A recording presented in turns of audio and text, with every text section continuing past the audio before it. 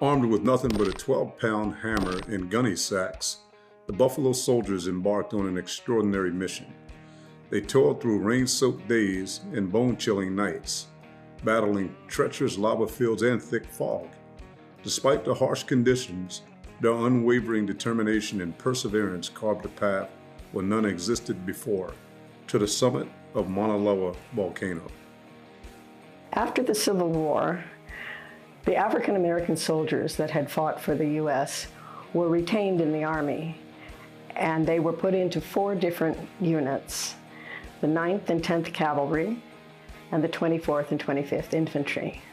The Buffalo Soldiers' primary mission was to control the Indians in the plains in the Southwest, but they did have numerous other responsibilities, like escorting stagecoaches, building roads, installing telegraph lines, and fighting in several different wars, like the Indian Wars, the Spanish-American War, and the Philippine War. They got the name Buffalo Soldiers from the American Indians, and there are several possibilities for why they were named that. But the name symbolized the Native Americans' respect for the Buffalo Soldiers, their bravery and valor on the battlefield. Buffalo Soldiers, down through the years, have worn that name with pride.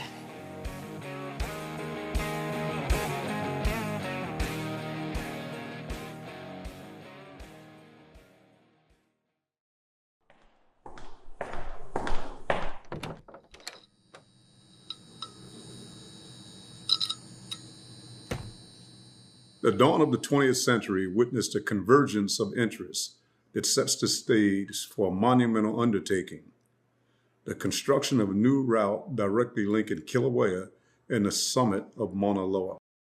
A pivotal moment arose in 1912 when Thomas Jagger was appointed as the director to the newly established Hawaiian Volcano Observatory. Jagger quickly realized that there was a need for geologists to reach the summit of Mauna Loa and to build a trail to the 13,000-foot elevation. Thomas Jagger was determined to get his trail built. He found an ally in Loren A. Thurston. Thurston was a businessman who owned shares in the Volcano House. He saw the trail as a great way to increase tourism to the area. So together, Thurston, Jagger, and local businessmen pooled their resources together to build the trail. The Army commanders at Schofield Barracks from the neighboring island of Oahu were approached by members of the Mauna Loa Trail Committee and asked if a company of soldiers would be willing to build the trail. Company E of 25th Infantry Regiment, under the command of C. Bates, volunteered. They did the work as part of their vacation, not on official duty. In 1913, the 25th Infantry came to Hawaii from Washington State, where they had been stationed since their return from the Philippines in 1909. They arrived in Honolulu Harbor in January, and the regiment consisted of about 850 men and officers. Their daily life at Schofield Barracks consisted of target practice and other training duties. In Hawaii, they were racially segregated just like everywhere else. However, they felt more comfortable due to the multicultural society they found here.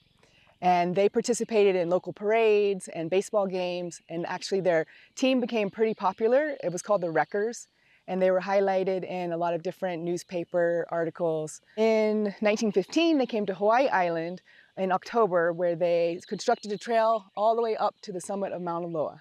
Base camp for the soldiers was right here, a large flat area below the old Volcano House.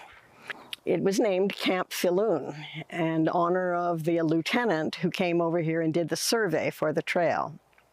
2 other camps, work camps, were established along the route of the trail.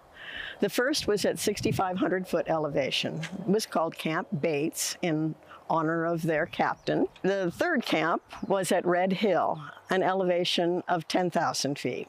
Now, the Red Hill crater was above the tree line, so there were just some ohelo bushes and a few silversword plants. But there was nothing to cut down to make fire, and so kerosene was used for cooking.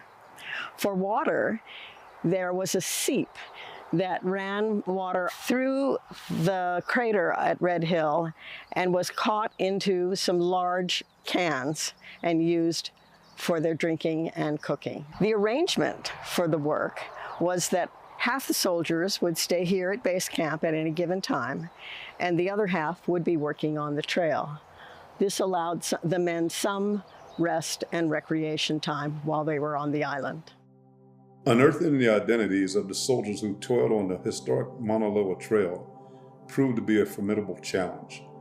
While white officers' records were easily accessible, discovering the enlisted Buffalo Soldiers required meticulous research. However, amid this quest, one soldier's remarkable story emerged: Private Lionel Chappell. Lionel enlisted in the U.S. Army in 1912 as an infantryman and a machine gunner. He served in both the 24th and 25th Infantry Regiments, and he was stationed at Camp Furlong, New Mexico, where my grandfather was born, Billy Chappell. Lionel was later sent to Schofield Barracks, and then later on to Hilo to help build the Mauna Loa Trail. The work on the trail was back-breaking work, and they had to haul the rocks down on their backs in sacks. It was not an easy job, but yet they returned back to the United States to segregation.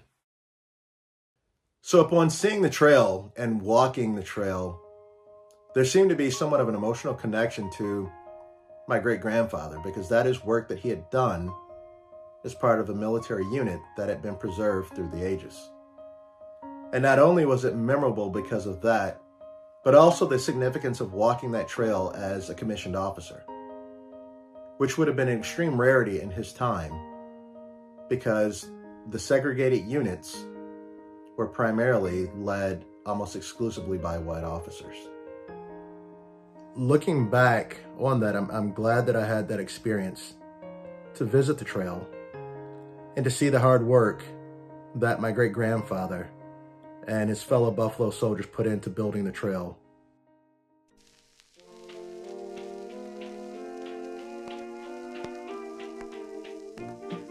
On November 26, their monumental work came to an end. After 39 days, they had built between 26 and 27 miles of trail.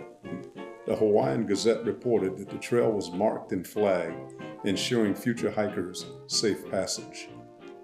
In November of 1916, 1 year after the completion of the Mauna Loa Trail, the Kīlauea military camp was completed. The purpose of the camp was to encourage soldiers to come and visit and spend their money in the area and encourage tourism. It was a testament to the work of Company E, who built the trail to Mauna Loa. In March 1917, as the camp gained popularity, Companies A, G, H, and I of the 25th Infantry Regiment took turns visiting the Kīlauea military camp, each staying for about a week. During their time there, they embarked on unforgettable adventures guided by the knowledgeable Alexander Lancaster. Alexander, or Alec, Lancaster was their guide. The soldiers had been assigned to him by Thomas Jagger, head of the Volcano Observatory, and he took them around to all of the special sites at the summit area, from Devil's Throat down into Halemaʻumau's lava lake. George Schuyler was a soldier with Company H, and later in life he became a renowned journalist. Well, Company H, George Schuyler's company, was able to assist Thomas Jagger in some of his research. And what they did was they went down into the fire pit of Halemaʻumau, the lava lake, with an iron pipe to measure the depth of that lake. When that pipe came up, the lava on the end of it was thick like glue. George Schuyler. The legacy of the Buffalo Soldiers lives on, not only in the physical trail they blazed, but also in the inspiration they provided. Their trailblazing spirit, resilience, and unwavering commitment left an indelible mark on Hawaiian history. They motivate us to overcome obstacles and shape our own destinies.